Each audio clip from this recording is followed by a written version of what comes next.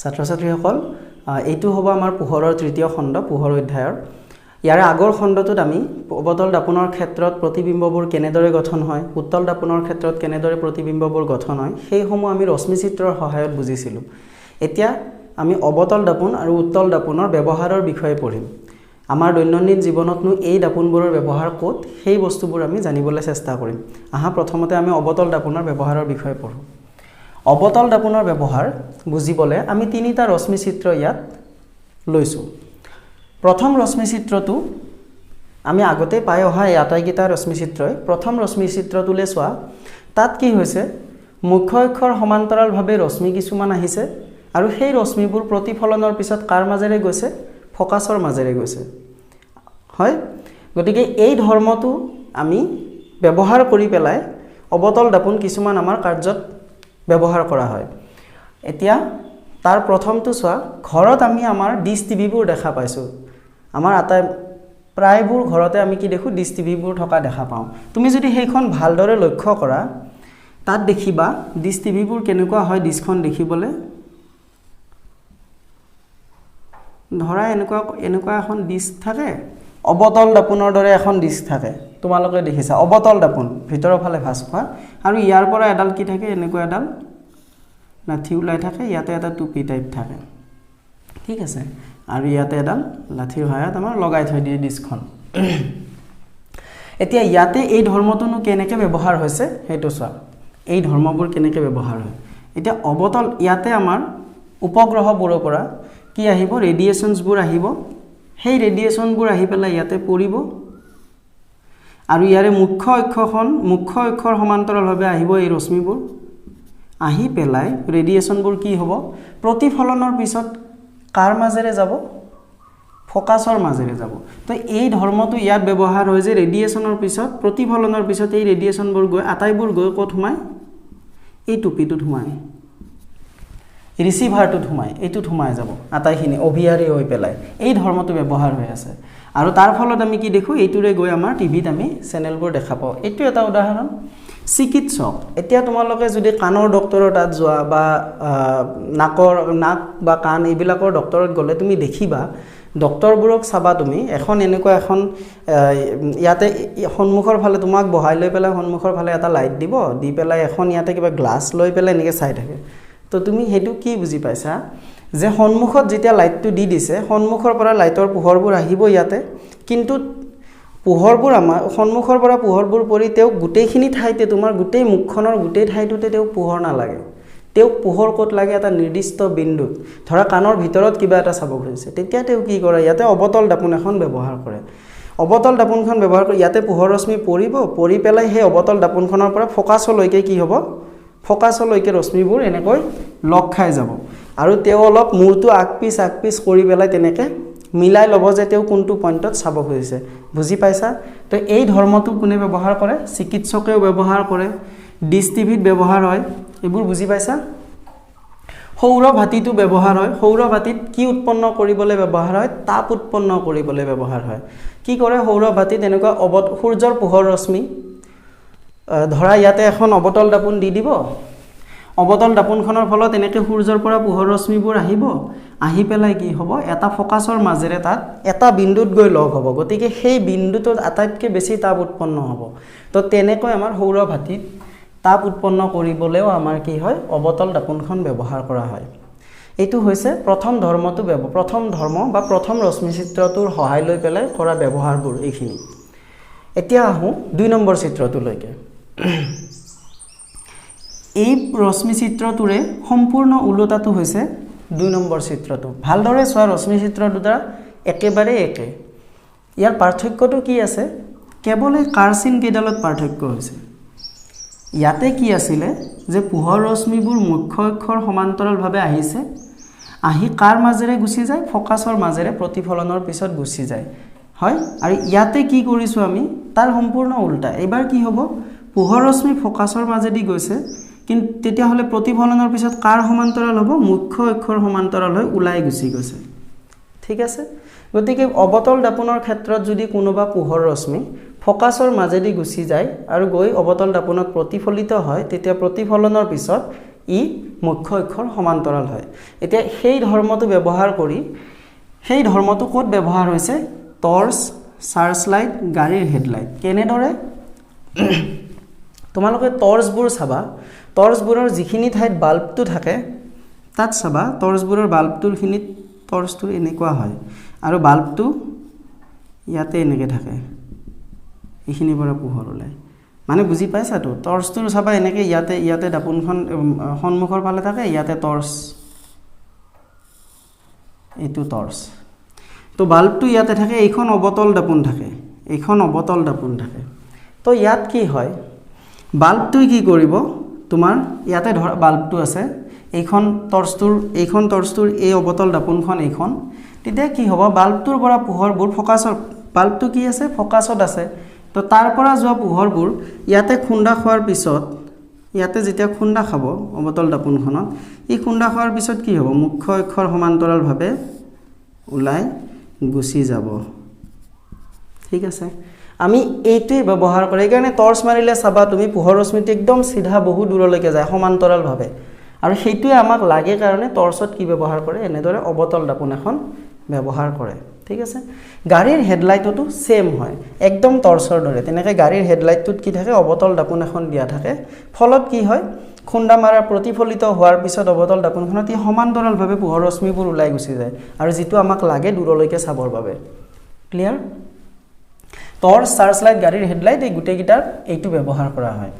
এতিয়া 3 নম্বৰটো চোৱা এই ৰশ্মি চিত্ৰটো তোমালোকৰ মনত আছে নে যেতিয়া আমি অবতল দাপোনৰ ক্ষেত্ৰত ফোকাস আৰু মেৰুৰ মাজত লক্ষ্যবস্তু এটা দিও তেতিয়া আমি তাৰ প্ৰতিবিম্বটো ক'ত দেখা পাও দাপোনৰ পিছফালে আৰু হি আকাৰত কি হয় আকাৰত ডাঙৰ হয় এটো মই যোৱা ক্লাছত ডিসকাস কৰিছো যেতিয়া আমি লক্ষ্যবস্তু ফোকাস আৰু মেৰুৰ মাজত ৰাখো তেতিয়া লক্ষ্যবস্তুৰ প্ৰতিবিম্বটো দাপোনৰ পিছফালে আকাৰত ডাঙৰ হয় এই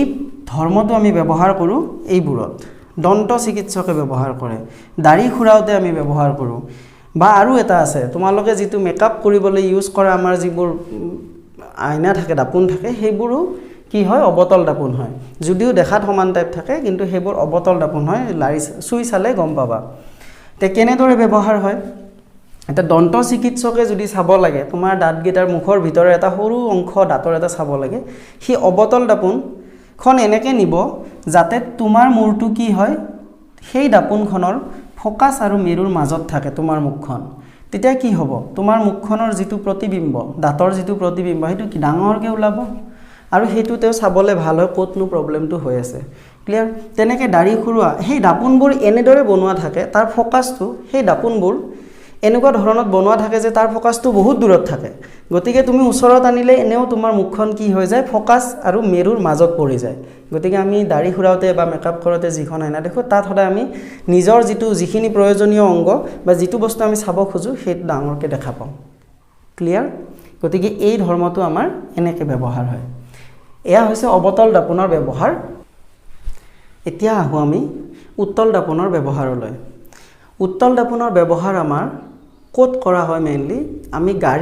গাড়ীবোৰত আমি দেখো যে পিছফালে চাবলৈ এখন কিছুমান দাপোন দিয়া হয় দুইফালে আৰু দুচকীয়া বাহনবোৰত দেখিলেও তোমালোকে দেখিবা যে পিছফালে চাবলৈকে কি দিয়া থাকে এখন আইনা দিয়া থাকে দাপোন দিয়া থাকে আৰু সেইখনত কি ব্যৱহাৰ কৰা হয় উত্তল দাপোন ব্যৱহাৰ কৰা হয় কিন্তু কিয় এই ৰশ্মি চিত্ৰলৈকে চালিয়ে আমি বুজি পাওঁ ধৰা এই ৰশ্মি চিত্ৰটো চোৱা ইয়াতে কি হৈছে পোহৰ ৰশ্মি ফোকাছলৈকে অগ্ৰসৰ হৈছে বিভিন্ন দিশৰ পৰা পোহৰ ৰশ্মি কি হৈছে বিভিন্ন দিশৰ পৰা ফোকাছলৈকে অগ্ৰসৰ হৈছে আৰু আমি জানো যে উত্তল দাপোনৰ ক্ষেত্ৰত যেতিয়া পোহৰ ৰশ্মি ফোকাছৰ ফালে অগ্ৰসৰ হয় তেতিয়া প্ৰতিফলনৰ পিছত কি হয় মুখ্য অক্ষৰ সমান্তৰাল হয় এতিয়া এইটো ব্যৱহাৰ কেনেদৰে হয় এই ধৰ্মটোৰ ব্যৱহাৰ কি সো যেতিয়া তুমি পিছফালে চাবলৈ যিখন আইনা থাকিব সেইখন দাপোন যদি উত্তল দাপোন হয় তেতিয়া কি হ'ব তোমাৰ এতিয়া এই জুইকেইডাল ৰশ্মি ভিতৰলৈকে গৈছে ফোকাছৰ ফালে গৈছে এইকেইডাল সব বহুত ডাঙৰ এৰিয়া এটাৰ পৰা গৈছে বহুত বহল ঠাই এটাৰ পৰা যাব পাৰে বহুত বহল ঠাই এটাৰ পৰা যোৱাৰ পিছত পোহৰ ৰশ্মিবোৰ কি হয় সমান্তৰাল হৈ যায় আৰু যেটো আমি আমাৰ চকুত সোমাব মানে আমি যিখন দাপোন পিছফালে চাবলৈ থাকিব সেইখনত আমি বহুত বহল এৰিয়া এটা বহুত ডাঙৰ এৰিয়া এটাৰ ছবি আমি তাত দেখা পাওঁ সৰুকৈ কিয় কাৰণ বহল এৰিয়াৰ পৰা অহা পোহৰ ৰশ্মিবোৰ কি হ'ব এনেকৈ যোৱা বা ইফালৰ পৰা অহা বা সিফালৰ পৰা অহা ৰশ্মিবোৰ প্ৰতিফলনৰ পিছত সমান্তৰাল হৈ ধুনীয়াকৈ তোমাৰ চকুত সোমাব আৰু তুমি দেখা পাবা সেইটোৰ কাৰণে কি হয় গাড়ীৰ পিছফালে এটা বহল এৰিয়া চাবৰ কাৰণে কি হয় বহল ঠাই এডোখৰ চাবৰ কাৰণে আমি কি ব্যৱহাৰ কৰোঁ উত্তল দাপোন ব্যৱহাৰ কৰোঁ সো ছাত্ৰ ছাত্ৰীসকল মই পোহৰৰ তোমালোকক প্ৰথম খণ্ডটিতে কৈছিলোঁ যে এই চেপ্টাৰটোত কিছুমান অংক থাকিব আৰু সেই অংকবোৰ কৰিবলৈ তোমালোকে কি কিছুমান চিহ্ন প্ৰথা ইউজ কৰিব লাগিব চিহ্ন প্ৰথা কি বস্তু তোমালোকে বুজি পাবা এতিয়া বুজাই দিলে কিন্তু এই চিহ্ন প্ৰথা কিটা তোমালোকে বুজি মানে মনত নাৰাখিলে তোমালোকে অংকবোৰ কৰিব নোৱাৰিবা গতিকে এই চিহ্ন প্ৰথা কিটা আমি চাই লওঁ প্ৰথমতে ঠিক আছে কিনো চিহ্ন প্ৰথা এতিয়া চিহ্ন প্ৰথা মতে চিহ্ন প্ৰথাৰ নিয়ম কেইটা হৈছে এইকেইটা 1 2 3 4টা নিয়ম আছে আৰু সেই নিয়ম কেইটা আমি অংক কৰাৰ সময়ত কি কৰিব লাগিব মানি চলিব লাগিব প্ৰথম নিয়মটো চোৱা লক্ষ্য বস্তু সদায় দাপোনৰ বাও হাতে ৰখা হয় ঠিক আছে আমি যিমান বিলাক ৰশ্মি চিত্ৰ অঙ্কন কৰিছিলো তাত আমি দেখিছিলো যে অবতল দাপোনে হোক বা উত্তল দাপোনে হোক আমি লক্ষ্য বস্তুটো কোনফালে ৰাখো ইয়াৰে বাওফাল এটো সাইড গতিকে আমি এটোৱে কৰি আছো যেতিয়া লক্ষ্য বস্তু আমি আকিম লক্ষ্য বস্তুটো সদায় কি থাকিব এইটো ফালে থাকিব দাপোনৰ এইটো ফালে নাথাকে অবতল দাপোনৰ ক্ষেত্ৰটো আৰু উত্তল দাপোনৰ ক্ষেত্ৰটো কি লক্ষ্য বস্তু সদায় বাওফালে থাকিব এটো হল 1 নম্বৰ নিয়ম সকলো দূৰত্ব মেৰুৰ পৰা জোখা হ'ব ইয়াতে মেৰু মানে কোনটো এইটো পি এতিয়া ইয়াৰ পৰা সকলো দূৰত্ব মেৰুৰ পৰা জোখা হ'ব এতিয়া দূৰত্ব মানে কোনবোৰ আমি কি গম পাইছিলো যে মেৰুৰ পৰা ফোকাসৰ দূৰত্বক আমি কি বুলি জানো ফোকাস দৈৰ্ঘ্য বুলি জানো তেনেকৈ ইয়াতেও তো ফোকাস দৈৰ্ঘ্য মেৰুৰ পৰা ভাঁজ কেন্দ্ৰৰ দূৰত্ব আমি কি বুলি জানো ভাঁজ ব্যাসাৰ্ধ বুলি জানো ফোকাস দৈৰ্ঘ্যক আমি স্মল এফ এৰে লিখো ভাঁজ ব্যাসাৰ্ধক আমি ক্যাপিটেল আৰ এৰে লিখো তেনেকৈ ইয়াতেও এইটো স্মল এফ আৰু এইখিনি দূৰত্ব হল স্মল আৰ গতিকে এইবিলাক দূৰত্ব যে ফোকাস দৈৰ্ঘ্য কিমান 2 সেন্টিমিটাৰ নে 3 সেন্টিমিটাৰ আৰ ভাঁজ কেন্দ্ৰ কিমান ভাঁজ ব্যাসাৰ্ধ কিমান মানে ভাঁজ ব্যাসাৰ্ধ 2 সেন্টিমিটাৰ নে 3 সেন্টিমিটাৰ এই দূৰত্ববোৰ আমি কোৰ পৰা জুখিম মেৰুৰ পৰা আৰম্ভ কৰি পেলাই জুখিম কিমান দূৰত আছে তেনেদৰে লক্ষ্য বস্তু আমি কি কৰিম লক্ষ্য বস্তুৰ দূৰত্ব এটা লক্ষ্য বস্তুটো ধৰা ইফালে আছে এইখিনিত আছে ধৰা লক্ষ্য বস্তুটো তেতিয়া লক্ষ্য বস্তুটোৰ দূৰত্ব আমি কোৰ পৰা জুখিম পিৰ পৰাই জুখিব লাগিব ইয়াৰ ক্ষেত্ৰতো লক্ষ্য বস্তুটো ইফালে থাকিবই নোৱাৰে আমাৰ 1 নম্বৰ নিয়ম মতে লক্ষ্য বস্তু সদায় বাও হাতে থাকিব লক্ষ্য বস্তু সদায় ধৰা ইয়াতে আছে লক্ষ্য বস্তুটো তেতিয়া ইয়াৰ লক্ষ্য বস্তুৰ দূৰত্ব আমি কোৰ পৰা জুখিব লাগিব পিৰ পৰা জুখিব লাগিব ক্লিয়াৰ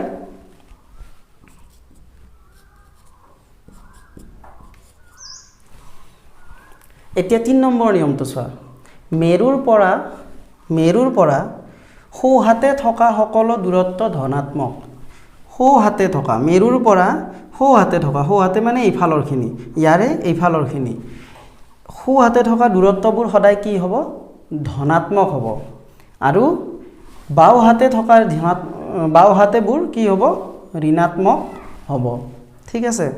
তাৰ মানে মেৰুৰ পৰা আমি যে কৈছো মেৰুৰ পৰা আমি দূৰত্ববোৰ জুখো এতিয়া মেৰুৰ পৰা এইফালে যিমানবোৰ দূৰত্ব থাকিব সেইবোৰ আমি কি লিখিম ধনাত্মক লিখিম আৰু এইফালৰ পৰা ইফালে যিমানবোৰ দূৰত্ব আমি জুখিম সেইবোৰ আমি কি ঋণাত্মক জুখিম এতিয়া এই বস্তুটো বুজি পেলাইছো প্ৰথম পইণ্টটোত কৈছে আমাক যে লক্ষ্য বস্তু সদায় কি থাকিব বাওফালে থাকিব লক্ষ্য বস্তু সদায় দাপোনখনৰ বাওফালে আছে আৰু ইয়াতে কৈছে যে বাওফালে থকাবোৰ সদায় কি হ'ব ঋণাত্মক হ'ব তাৰ মানে কি লক্ষ্য বস্তুৰ দূৰত্বক আমি কিহেৰে লিখো ইউৰে লিখো লক্ষ্য বস্তুৰ দূৰত্বক আমি সদায় কিহেৰে লিখো স্মল ইউৰে লিখো ঠিক আছে এতিয়া লক্ষ্য বস্তুৰ দূৰত্ব উত্তল দাপোনৰ ক্ষেত্ৰটো আৰু অবতল দাপোনৰ ক্ষেত্ৰটো কি হ'ব সদায় ঋণাত্মকে হ'ব কাৰণ লক্ষ্য বস্তু সদায় কি বাও হাতে ৰখা হয় আৰু বাও হাতে ৰাখিবোৰ কি ঋণাত্মক গতিকে লক্ষ্য বস্তুৰ দূৰত্ব সদায় কি হ'ব অবতল দাপোনৰ ক্ষেত্ৰটো হ'ব ঋণাত্মক আৰু উত্তল দাপোনৰ ক্ষেত্ৰটো হ'ব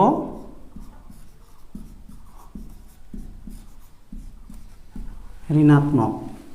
ক্লিয়াৰ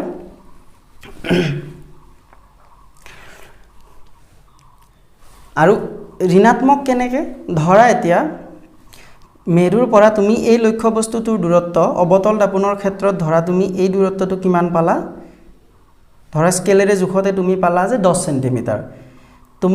তুমি যেতিয়া অংকটো কৰিবা তেতিয়া লক্ষ্য বস্তুৰ দূৰত্ব আমি কি বুলি লিখিম -10 সেন্টিমিটাৰ বুলি লিখিম তোমাক প্ৰশ্নত দিয়া থাকিব 10 সেন্টিমিটাৰ দূৰত লক্ষ্য বস্তুটো দাপোনৰ আছে সন্মুখত দাপোনৰ সন্মুখত লক্ষ্য বস্তুটো 10 সেন্টিমিটাৰ দূৰত থকা বুলি ক'ব কিন্তু আমি নিজে বুজি পাব লাগিব যে লক্ষ্য বস্তুটো কোনফালে আছে সদায় বাওফালে থাকে আৰু বাওফালে বস্তুবোৰৰ মান কি হয় সদায় ঋণাত্মক হয় গতিকে আমি নিজে লিখি লম যে এতেকে লক্ষ্য বস্তুৰ দূৰত্ব সমান -10 সেন্টিমিটাৰ ক্লিয়াৰ তো তেনেকে এতিয়া অবতল দাপোনৰ ক্ষেত্ৰত প্ৰতিবিম্বৰ দূৰত্ব প্ৰতিবিম্ব আমি অবতল দাপোন যেতিয়া পঢ়িছিলোঁ অবতল দাপোনৰ যিবোৰ ৰশ্মি চিত্ৰ অংকন কৰিছিলোঁ তাত দেখিছিলোঁ যে প্ৰতিবিম্ব এইফালেও গঠন হয় আৰু এইফালেও কেতিয়াবা গঠন হয় গতিকে যদি দাপোনৰ এইফালে গঠন হয় তেতিয়া তাৰ প্ৰতিবিম্বৰ দূৰত্ব কি হ'ব দাপোনৰ বাওফালে মানে কি ঋণাত্মক হ'ব গতিকে যদি দাপোনৰ বাওফাল মানে কি বুলি ক'ব পাৰো অবতল দাপোনৰ ক্ষেত্ৰত এইটো সন্মুখ ফাল দাপোনৰ আগফালে যদি প্ৰতিবিম্ব সৃষ্টি হয় তেতিয়া হলে সেই দূৰত্বটোক আমি কি বুলি কম সেই দূৰত্বটো কি হ'ব ঋণাত্মক হ'ব আৰু কেতিয়াবা যদি দাপোনৰ এইফালে প্ৰতিবিম্ব গঠন হয় অলপ আগত আমি অবতল দাপোনৰ ব্যৱহাৰত দেখিছিলোঁ যে ডাঙৰ প্ৰতিবিম্ব এটা গঠন হয় পিছফালে তো তেতিয়া প্ৰতিবিম্বৰ দূৰত্বও আমি ক'ৰ পৰা জুখিম মেৰুৰ পৰা জুখিম কিন্তু হেতুৰ মানটো কি হ'ব লাগিব দাপোনৰ পিছফালে ধনাত্মক ঠিক আছে মানে তোমাক যদি অংকত দিয়া থাকে যে এখন অবতল দাপোনৰ ক্ষেত্ৰত প্ৰতিবিম্ব দাপোনৰ সন্মুখৰ ফালে 10 সেন্টিমিটাৰ আঁতৰত কি হৈছে সৃষ্টি হৈছে দাপোনৰ সন্মুখৰ ফালে 10 সেন্টিমিটাৰ আঁতৰত সৃষ্টি হৈছে কিন্তু তোমাক কৈ নিদিয়ে যে হেতু ঋণাত্মক নে ধনাত্মক -10 নে +10 তোমাক কৈ নিদিয়ে আমি কি বুজি পাব লাগিব যেহেতু দাপোনৰ সন্মুখৰ ফালে প্ৰতিবিম্বটো গঠন হৈছে ই কোনফালে আছে বাওফালে আছে ঠিক আছে গতিকে ই কি হ'ব ই ঋণাত্মক হ'ব আৰু যদি দাপোনৰ পিছফালে গঠন হয় হেতু প্ৰতিবিম্বৰ দূৰত্ব আমি কি ধৰিম ধনাত্মক ধৰিম ক্লিয়াৰ আৰু উত্তল দাপোনৰ ক্ষেত্ৰত তুমি প্ৰতিবিম্বৰ দূৰত্ব কি হ'ব প্ৰতিবিম্ব উত্তল দাপোনৰ ক্ষেত্ৰত সদায় আমি কি পাইছিলোঁ যে পিছফালে গঠন হয় সদায় আমি কি পাইছিলোঁ যিমানটা ৰশ্মি চিত্ৰ অংকন কৰিছোঁ দুটা ৰশ্মি চিত্ৰ অংকন কৰিছিলোঁ আমি আৰু দুইটাতে আমি কি পাইছিলোঁ যে প্ৰতিবিম্ববোৰ কোনফালে গঠন হয় পিছফালে গঠন হয় গতিকে আমি উত্তল দাপোনৰ ক্ষেত্ৰত প্ৰতিবিম্ব সদায় কি লিখিব পাৰোঁ প্ৰতিবিম্বৰ দূৰত্বটো আমি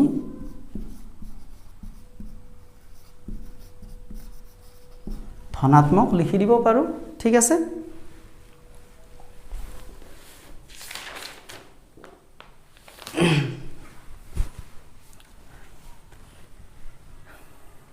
এতিয়া আহা আমি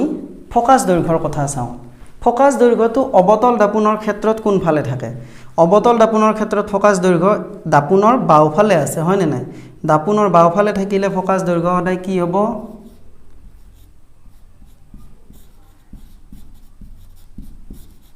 ঋণাত্মক কিন্তু উত্তল দাপোনৰ ক্ষেত্ৰত দাপোনৰ কোনফালে আছে সোঁফালে আছে গতিকে ই কি হ'ব ধনাত্মক এতিয়া আহা ভাঁজবেখাৰ্ধ অবতল দাপোনৰ ক্ষেত্ৰত কোনফালে আছে দাপোনৰ সন্মুখৰ ফালে বাওফালে আছে বাওফালে থাকিলে সদায় মান কি হয় আমি বাওফালে থাকিলে সদায় ঋণাত্মক সোঁফালে থাকিলে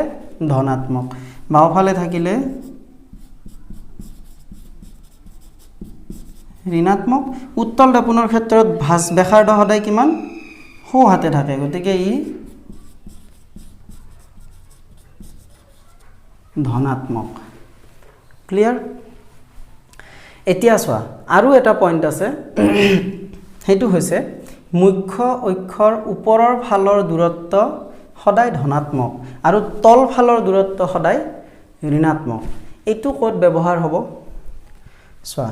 আমি যেতিয়া এইডাল মুখ্য অক্ষৰ ওপৰৰ ফালৰ দূৰত্ব আমাৰ ক'ত ব্যৱহাৰ হৈছে লক্ষ্য বস্তুৰ উচ্চতা লক্ষ্য বস্তুটো তুমি কিমান ডাঙৰ লৈছা তাৰেওটো জোখ এটা থাকিব কেতিয়াবা 5 সেন্টিমিটাৰ ওখ ল'বা কেতিয়াবা তুমি 100 সেন্টিমিটাৰ ওখ লক্ষ্য বস্তু ল'ব পাৰা এতিয়া লক্ষ্য বস্তুটো সাধাৰণতে কোন ফালে থাকে তোমাৰ মুখ্য অক্ষৰ ওপৰৰ ফালে থাকে গতিকে লক্ষ্য বস্তুৰ ক্ষেত্ৰত তোমাৰ কি হ'ব লক্ষ্য বস্তুৰ উচ্চতাটো মুখ্য অক্ষৰ ওপৰৰ ফালৰ দূৰত্ব হয় নে নাই গতিকে তেতিয়া আমি কি কম ইয়াৰ দূৰত্ব ইয়াৰ উচ্চতাটো আমি কি লিখিম সদায়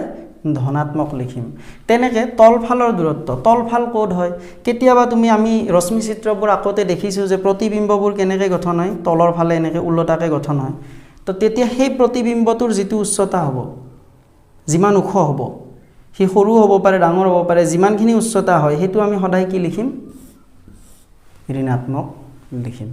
এতিয়া আমি ডিসকাস কৰো আহা নেক্সট টপিকটো লৈকে যাও হেতু হৈছে দাপোনৰ সূত্ৰ কি বস্তু সো গোলাকাৰ দাপোন অবতল দাপোন হ'ব পাৰে উত্তল দাপোন হ'ব পাৰে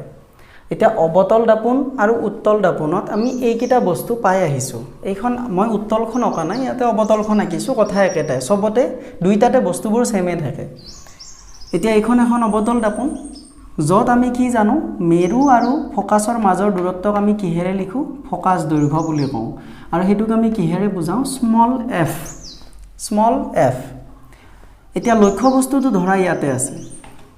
আমি কৈছো ইয়াৰে আগত চিহ্ন প্ৰথাত পঢ়িছো যে আটাইবোৰ দূৰত্ব আমি কোৰ পৰা জুখো মেৰুৰ পৰা জুখো এতিয়া লক্ষ্য বস্তুটো দূৰত্ব বুলি আমি কোৰ পৰা দূৰত্ব জুখিম মেৰুৰ পৰা দূৰত্ব জুখিছো হেতুক আমি কি বুলি কওঁ লক্ষ্য বস্তুৰ দূৰত্ব আৰু তাক আমি কি আখৰেৰে বুজাও u স্মল u আৰু এতিয়া প্ৰতিবিম্বটো কোড গঠন হৈছে ধৰা c আৰু f ৰ মাজত গঠন হৈছে ঠিক আছে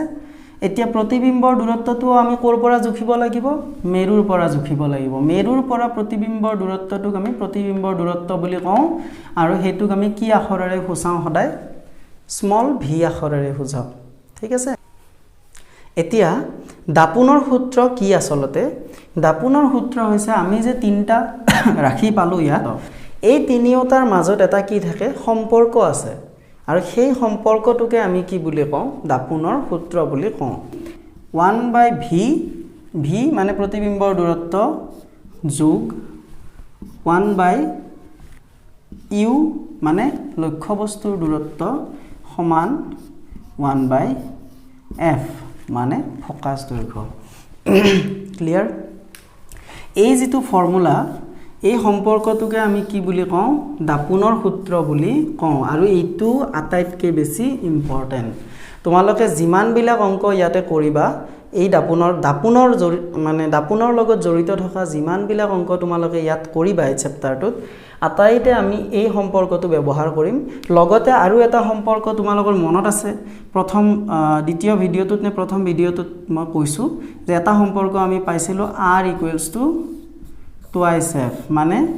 ভাঁজবেখাৰ্ধ সমান ভাঁজবেখাৰ্ধ ফোকাস দৈৰ্ঘ্যৰ দুগুণ এই দুটা সম্পৰ্ক ব্যৱহাৰ কৰি পেলাই আমি কি কৰিম অংকবোৰ কৰিব দাপোনৰ লগত জড়িত অংকবোৰ কৰিম এতিয়া আন এটা শব্দ যেটো আমি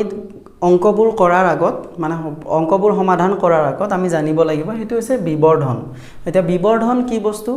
বিবৰ্ধন বেলেগ একো নহয় তুমি যেতিয়া লক্ষ্য বস্তু এটা আমি লওঁ দাপোনৰ সন্মুখত অবতল দাপোন হোক বা উত্তল দাপোন হোক যেতিয়া আমি লওঁ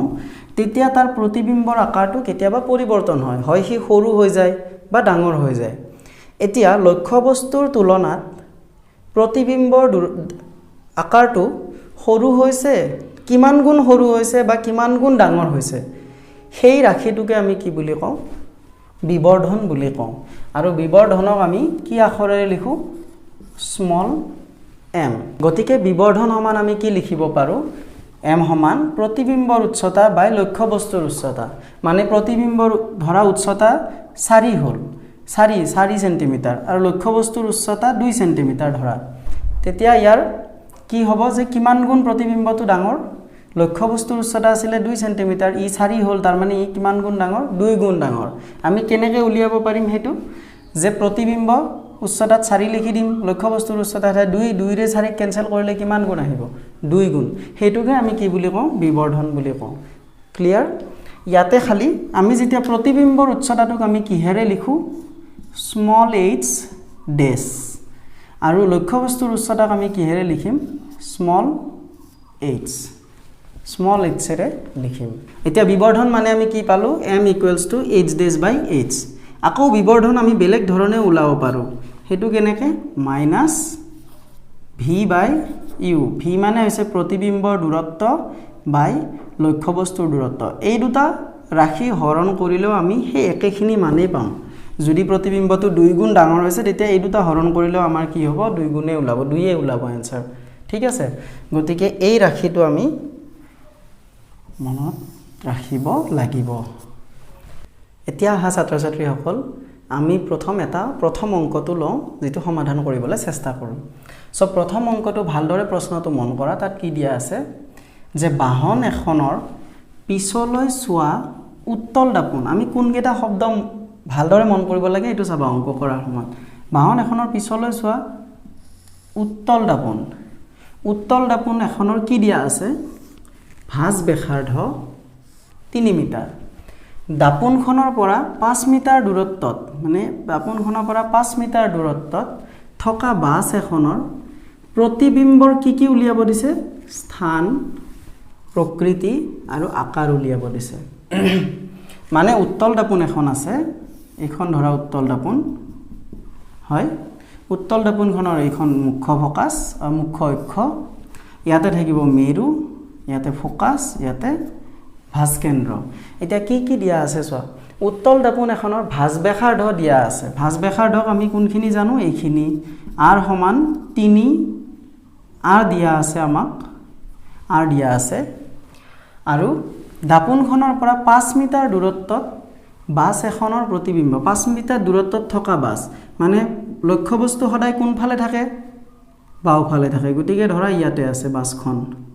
তো এইখন বাছ ধৰা এই বাছটোৰ এইখিনি কিমান দিয়া আছে এইখিনি আমাক কিমান বুলি দিয়া আছে এইখিনি আমাক লক্ষ্যবস্তুৰ দূৰত্বটো দিয়া আছে এইটো হল আমাৰ বাছখন ঠিক আছে লক্ষ্যবস্তুৰ দূৰত্বক আমি কিহেৰে লিখো u ৰে লিখো এইখিনি আমাক দিয়া আছে এতিয়া তোমাক প্ৰতিবিম্বটো এই বাছখনৰ কোড গঠন হ'ব কিমান আকাৰৰ হ'ব কি হদ হ'ব নে উলটা হ'ব নে থিয়া হ'ব এইবিলাক বস্তু আমাক থিয় হ'ব এইবোৰ বস্তু আমাক ইয়াতে উলিয়াব দিছে তো প্ৰথম আমি কি লিখিম কি দিয়া আছে হেতু চাম আমি সদায় অংক কৰোতে প্ৰথম চাম কি দিয়া আছে দিয়া আছে উত্তল দাপোন এখনৰ কি দাপোন দিছে উত্তল দাপোন এখনৰ কি দিয়া আছে ফাৰ্স্ট ব্যাসাৰ্ধ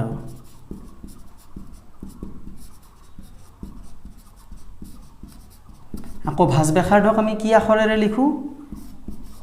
কেপিটেল R এতিয়া উত্তল দাপোনৰ ভাঁজ ব্যাসাৰ্ধ আমি চিহ্ন প্ৰথমতে কি পাইছিলো যদি মেৰুৰ সোফালে থাকে তেতিয়া হলে হেতু আমি কি বুলি লিখো ধনাত্মক লিখো মেৰুৰ সোফালে আছে R গতিকে এটো কি হ'ব 3 মিটাৰ দিছে গতিকে এটো 3 মিটাৰে লিখিম ধনাত্মক আৰু কি দিয়া আছে লক্ষ্যবস্তুৰ দূৰত্ব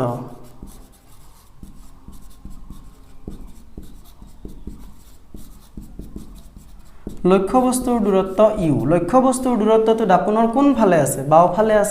বাওফালে হলে আমি কি লিখো সদায় ঋণাত্মক তাৰ মানে এটো 5 যদিও লিখিছে আমি কি লিখিব লাগিব -5 মিটাৰ এই দুটা আমাক দিয়া আছে এতিয়া আমি কি উলিয়াব লাগে প্ৰতিবিম্বৰ স্থান প্ৰকৃতি এইবোৰ উলিয়াব লাগে আমি জানো প্ৰথম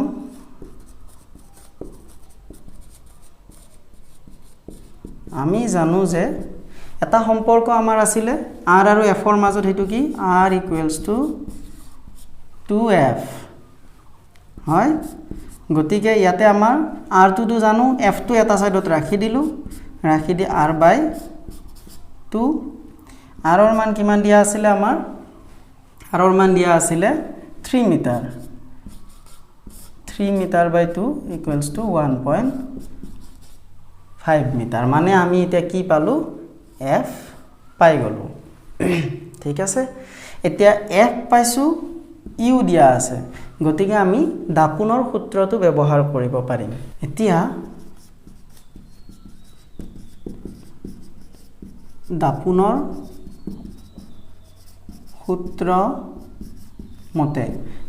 সূত্ৰ মতে আমি কি পাইছিলো 1/v plus 1/u equals to 1/f এতিয়া আমি 1/v ৰ মান আমি জানো নাজানো গতিকে আমি v টো ইফালে ৰাখি বাকিখিনি ইফালে লৈ গলো u টো ইফালে নিলে মাইনাস হ'ব গতিকে f ৰ মান আমাক কিমান দিয়া আছিল ফোকাস দৈৰ্ঘ্য আমি কিমান পাইছিলো উলাওতে 1.5 মাইনাস লক্ষ্যবস্তুৰ দূৰত্ব u আমি u ৰ মান কিমান পাইছিলো লক্ষ্যবস্তুৰ দূৰত্ব 5 মিটাৰ কিন্তু এটো কি আছিল -5 মিটাৰ গতিকে মাইনাস এতিয়া এটো মাইনাসে প্লাস হ'ব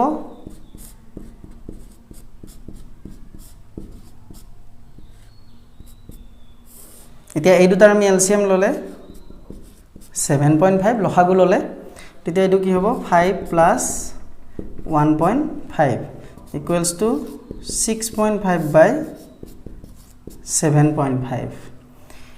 1/v মানে আমি কি পাইছো 6.5 by 7.5 এটা v কৰি দিলে উল্টা কৰি দিলে এটো উল্টি যাব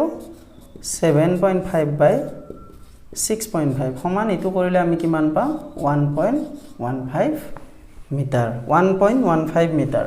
ঠিক আছে তাৰ মানে আমি কি পালো প্ৰতিবিম্বৰ দূৰত্বটো কিমান পাইছো আমি 1.15 মিটাৰ এতেকে আমি কি লিখিব পাৰো প্ৰতিবিম্বৰ দূৰত্ব কিমান পাইছো 1.15 মিটাৰ হয় কিন্তু প্ৰতিবিম্বৰ দূৰত্বটো ধনাত্মক পাইছো নে ঋণাত্মক পাইছো ধনাত্মক মানে কি মেৰুৰ পৰা কোন ফালে আহিলে ধনাত্মক হয় মেৰুৰ পৰা যেতিয়া আমি হু হাতে যাও তেতিয়া আমি হেতু কি কওঁ ধনাত্মক কওঁ তাৰ মানে প্ৰতিবিম্বটো কোন ফালে গঠন হৈছে দাপোনৰ পিছ ফালে গঠন হৈছে এতেকে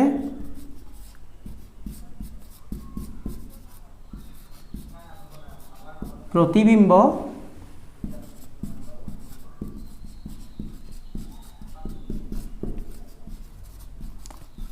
দাপোনৰ পিছ ফালে কিমান মিটাৰ দূৰত 1.15 মিটাৰ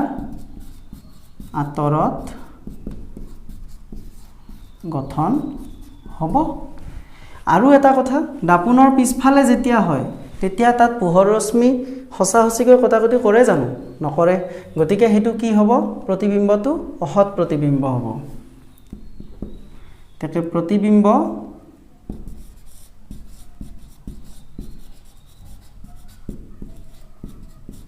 অহৎ প্ৰতিবিম্ব আৰু থিয় ঠিক কিন্তু এতিয়ালৈকে আমি কি গম পালো প্ৰতিবিম্বৰ স্থান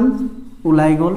কিমান তো দাপোনৰ পিছফালে 1.15 মিটাৰত আঁতৰত হি গঠন হ'ব প্ৰতিবিম্বৰ প্ৰকৃতিও আমি গম পালো ই অহৎ হ'ব আৰু থিয় হ'ব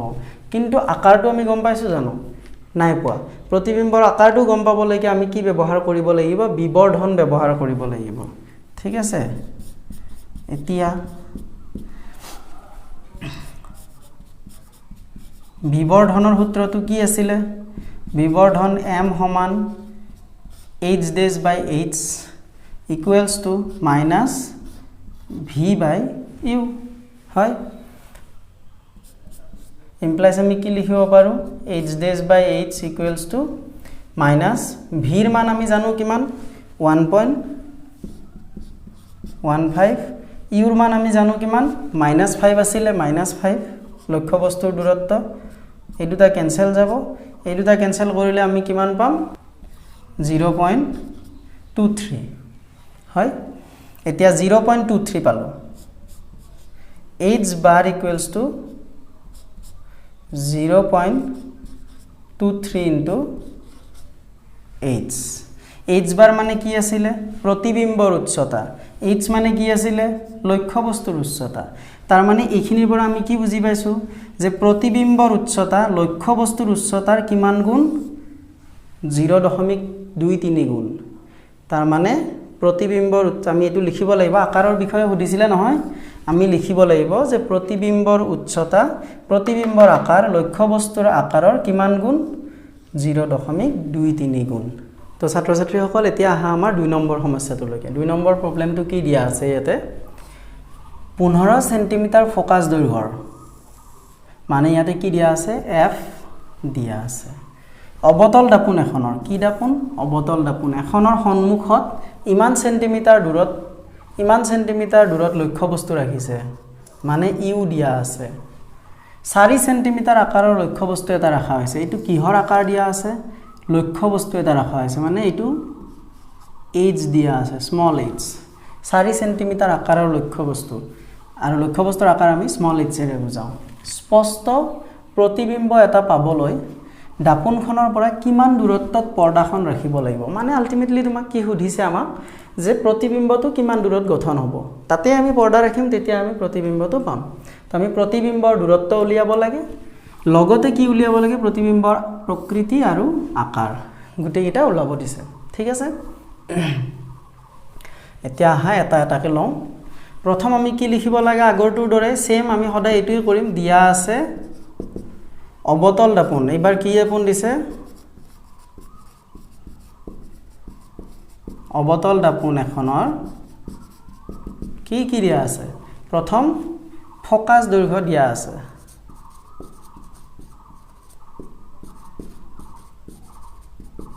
ফোকাস দৈৰ্ঘ্যক আমি কিহেৰে লিখো স্মল f এতিয়া অবতল দাপোনৰ ফোকাস দৈৰ্ঘ্য কোনফালে আছিল দাপোনৰ পিছফালে আছিল নে দাপোনৰ আগফালে মানে বাওহাতে আছিল নে সোহাতে আছিল দাপোনৰ বাওহাতে আছিল আৰু বাওহাতে বস্তুবোৰ আমি সদায় কি হয় ঋণাত্মক হয় আমি চিহ্ন প্ৰথাত পঢ়িছো গতিকে ফোকাস দৈৰ্ঘ্যটো যদিও ইয়াতে 15 সেন্টিমিটাৰ দিছে আমি কি লিখিম -15 সেন্টিমিটাৰ আৰু কি দিয়া আছে লক্ষ্য বস্তুৰ দূৰত্ব দিয়া আছে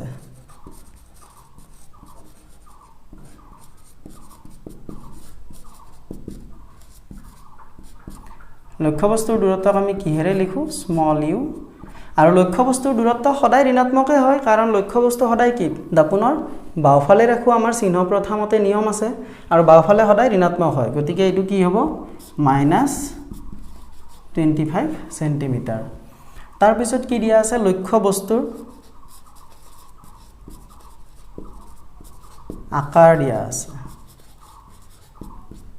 মানে h দিয়া আছে কিমান 4 সেন্টিমিটাৰ এতিয়া আমাক উলিয়াব দিছে v উলিয়াব লাগিব তাৰ পিছত প্ৰতিবিম্বৰ প্ৰকৃতি কেনেকুৱা মানে হত অহত থিয় উলুতা আকাৰ কিমান ডাঙৰ সৰু হৈছে সেইবোৰ বস্তু আমি উলিয়াব লাগিব ঠিক আছে তো এইকেইটা বস্তু আমাক দিয়া আছে এতিয়া চোৱা ইয়াতে আমি কি সূত্ৰ ব্যৱহাৰ কৰিব পাৰো f দিয়া আছে u দিয়া আছে গতিকে আমি কি ব্যৱহাৰ কৰিব পাৰিম দাপোনৰ সূত্ৰটো ব্যৱহাৰ কৰিব পাৰিম ঠিক আছে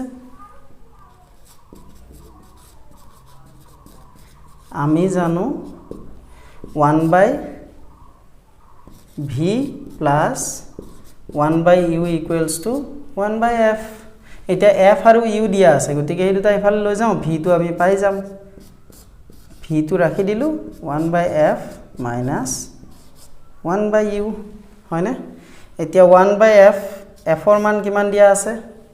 -15 u ৰ মান কিমান -25 ঠিক আছে এতিয়া এইখিনি এটো মাইনাসে মাইনাসে হ'ব প্লাস এটো মাইনাস হৈ থাকি যাব তো গতিকে আমি কি পাম ইয়াতে 1/25 মানে মাইনাসে মাইনাসে এটো প্লাস হলে তো আগত লিখি দিলু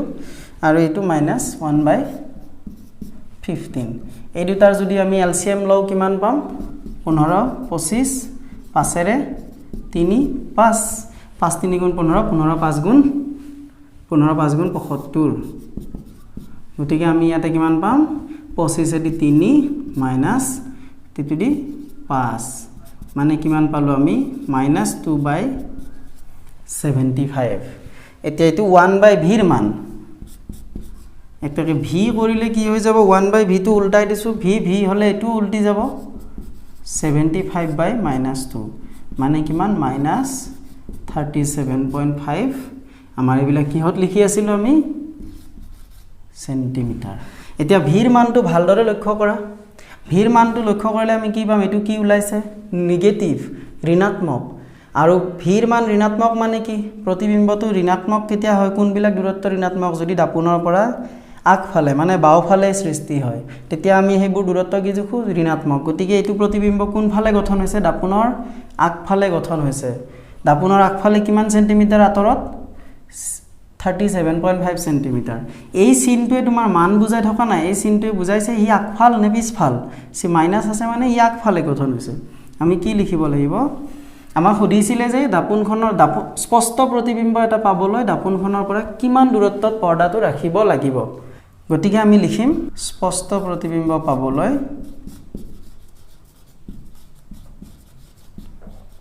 পৰ্দাখন কোনফালে ৰাখিম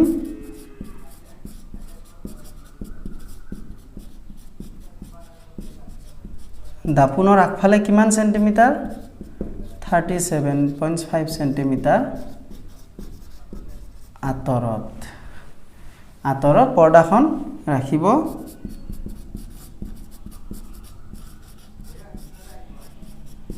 লাগিব আকৌ দাপোনৰ আগফালে গঠন হৈছে প্ৰতিবিম্ব তাৰ মানে কি প্ৰতিবিম্বটো ই হত প্ৰতিবিম্ব প্ৰকৃত কটাকটিৰ ফলত হৈছে ই হ'ব হত প্ৰতিবিম্ব হয় এতিয়া আমি কিন্তু ইয়াৰ কি গম পালো কিমান দূৰত্বত ৰাখিব লাগিব গম পালো প্ৰকৃতি গম পালো আকাৰ গম পোৱা নাই আকাৰৰ কাৰণে আমি কি ব্যৱহাৰ কৰো আকৌ বিবৰ্ধন ব্যৱহাৰ কৰো হেতু আমি জানো বিবৰ্ধন m সমান h/h h'/h equals to minus v/u minus v/u minus v/u মানে আমি আকৌ কি জানো h dash আকৌ h আমাক দিয়া আছিল কিমান 4 সেন্টিমিটাৰ 4 minus v ৰ মান কিমান আছিল আমাৰ minus 37.5 আকৌ u ৰ মান কিমান দিয়া আছিল minus 25 তো এইটো মাইনাস ক্যান্সেল যাব বাকি তোমাৰ কি হ'ব ইয়াৰ পৰা কৰিলে আমি পাম h dash টো আমি একফালে ৰাখিলো h dash টো যদি একফালে ৰাখো তেতিয়া এই 4 টো কোনফালে পূৰণ হ'ব ওপৰত পূৰণ হ'ব মাইনাস থাকিলে এই দুটাটোক মাইনাস ক্যান্সেলই হ'ল 4 * 37.5 4 * 37.5 divided by 25 এইখিনি কৰিলে আমি প্ৰতিবিম্বৰ আকাৰটো গম পাম গতিকে এইখিনি কৰিলে কিমান পাম -6 সেন্টিমিটাৰ এতিয়া -6 পাইছো মানে বিবৰ্ধন আমি কিমান পাইছো h bar পাইছো h bar সমান h dash সমান -6 সেন্টিমিটাৰ h dash আকৌ কি প্ৰতিবিম্বৰ আকাৰ আছিল প্ৰতিবিম্বৰ উচ্চতা গতিকে প্ৰতিবিম্বৰ উচ্চতাটো আমি কি পাইছো 6 সেন্টিমিটাৰ পাইছো ঠিক আছে কিন্তু 6 সেন্টিমিটাৰৰ আগত এটা কি চিন দিয়া আছে মাইনাস আকৌ আমি কি কৈছিলো চিহ্ন প্ৰথাত যে মুখ্য অক্ষৰ তলৰ ফালৰ উচ্চতা বিলাক আমি কি হয় ঋণাত্মক ওপৰৰ ফালৰ উচ্চতা বিলাক কি হয় ধনাত্মক মানে প্ৰতিবিম্বটো কেনেকৈ আছে মাইনাস আছে মানে ই তলমুৱাকে আছে মানে কি হৈ আছে উলটা হৈ আছে তো প্ৰতিবিম্বৰ আকাৰ কিমান সেন্টিমিটাৰ আমি লাষ্টত লিখি দিম ইয়াতে ঠাই নাই প্ৰতিবিম্বৰ আকাৰ 6 সেন্টিমিটাৰ আৰু ই কি হ'ব হট আছিলে আৰু ই কি হ'ব যেহেতু মাইনাস আছে তাৰ মানে প্ৰতিবিম্বটো উলটা হৈ আছে ছাত্ৰ ছাত্ৰীসকল ইয়াতে আমি কেৱল দুটা প্ৰবলেম সমাধান কৰিছো তোমালোকৰ প্ৰশ্নাৱলী আৰু কিতাপত কিছুমান সমস্যা ইয়াতে আছে সেম এনেকুৱা ধৰণৰ অংক তোমালোকক দিয়া আছে সেইবোৰ তোমালোকক মই হোমৱৰ্ক হিচাপে দি দিছো নোটছটোত সেইখিনি তোমালোকে চেষ্টা কৰিবা আৰু লগতে সেইখিনিত যদি কিবা নোৱাৰা তোমালোকৰ কোনোবাটো বিশেষ ধৰণৰ প্ৰবলেম যে তুমি পাৰা নাই কাৰণ যিমান কেটা অংক তোমালোকৰ কিতাপত দিয়া আছে তাৰে ম্যাক্সিমামে কি হ'ব এনেকুৱা ধৰণৰ সেম টু সেম হ'ব সেইখিনি তোমালোকে ভালদৰে মনোযোগেৰে চেষ্টা কৰিবা নোৱাৰিলে ইয়াতে ডিসকাস কৰা হ'ব আৰু তোমালোকে যদি এইখিনি অংক যদি তোমালোকে সমাধান কৰিব পাৰিছা তেতিয়া হলে ইয়াতে আমাৰ কি হ'ব পোহৰৰ প্ৰতিফলন আৰু প্ৰতিহৰণ অধ্যায়টোৰ প্ৰতিফলন পাৰ্টটো শেষ হৈ যাব ইয়াৰ পিছত যিখিনি আমি ডিসকাস কৰিম হেতু পোহৰৰ প্ৰতিহৰণ হ'ব গতিকে ইয়াতে আজিৰ ভিডিওটো সামৰিছো